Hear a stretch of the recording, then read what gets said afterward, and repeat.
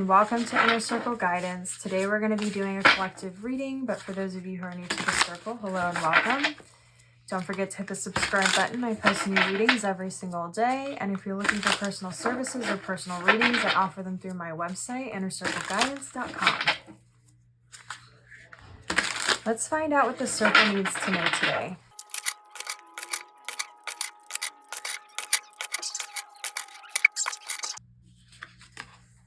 Okay, we have the Queen of Wands. We have the Death card.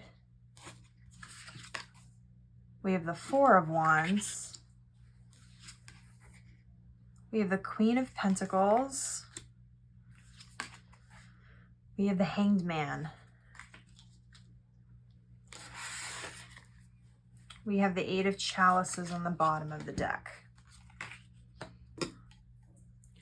The Eight of Chalices is a card of self-discovery. It's a card of sort of taking this leap of faith and going deep into the subconscious, deep into the very roots of yourself, and trying to discover all the little different pieces to gain clarity on who you are and your journey ahead. This is often a card of being more secluded and on your own in terms of needing a lot of time for self-reflection, and often this is work that's done by yourself from within versus trying to build a team or something like that. The Queen of Wands is a card of understanding all the different energies and creative passions, learning how to use your creative passion to direct that energy into the manifestations of your desires. And what I'm seeing here is that a lot of you have been doing a lot of the inner work.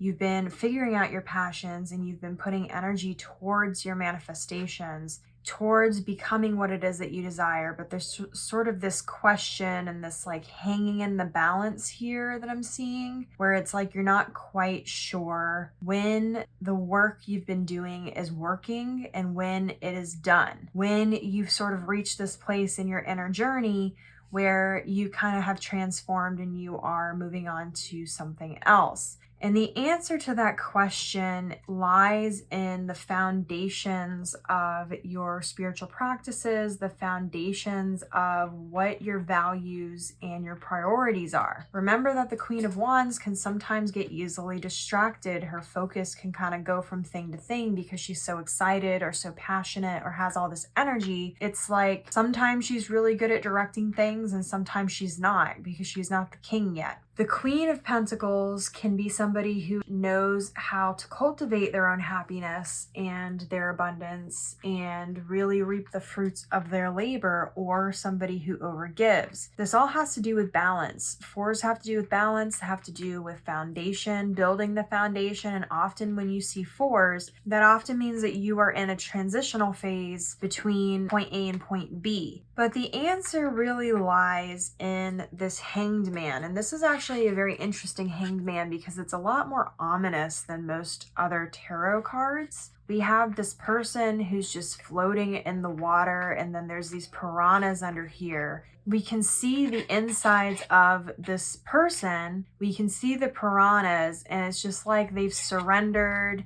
They're looking up towards the sky. The sky is very clear and beautiful. There's a lot of stars, but there's this sort of depth beneath, and it's like this person's just surrendered to the fact that there's nothing they can really do but go with the tide and hope the piranhas don't eat them. Part of sort of this journey and this manifestation and this question that you're asking about when do you know if the inner work is done is that you don't ever really know that it's totally done, in the sense that you are always constantly evolving. There's always a level of surrendering you have to do to the universal energies, to yourself, to certain situations and things that are out of your control. You sort of have to let the tide take you where it needs to go. When you are in this state, there is a level of faith here that you're putting out where it's allowing you to surrender to the ways in which things can come to you that maybe you weren't expecting, that can be scary or ominous, but could also not be and could just be your fears talking. Part of how you know when the journey is complete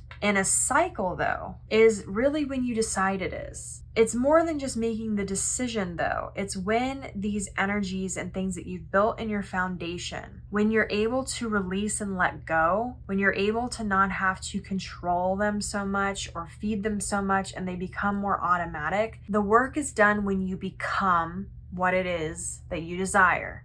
Meaning that the things that you're shifting become more automatic and habitual. They just are. They just are who you are, or it is the way it is, or it just, that's just how it is. There's no longer these questions. There's no longer this having to direct the energy so much. It becomes more of an automatic thing. That's how you kind of know when a specific cycle is over and the inner work for that cycle is over. But remember that this is a secular thing. There's never going to be a time in which you're just done. There's always going to be another elevated plane that you can choose to go to. Now, there's times when you may decide, okay, I'm completely content. I'm just going to stay here for a while. That's totally okay. But for a lot of you who keep questioning, well, when is it going to be done? When is it going to be done? It's when you decide it is.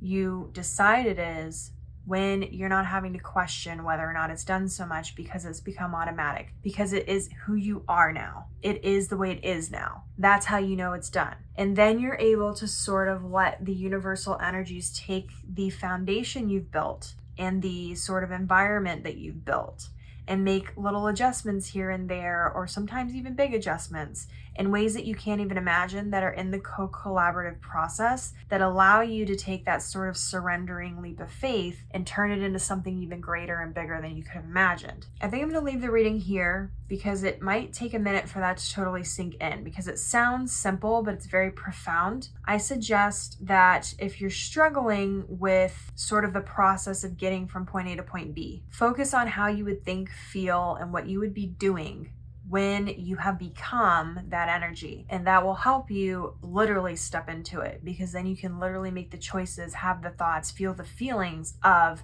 the version of you that has what it is that you desire. So your affirmation for this reading is, the life I desire is becoming my reality. And as always, may your life be full of light, full of love, abundance, and gratitude.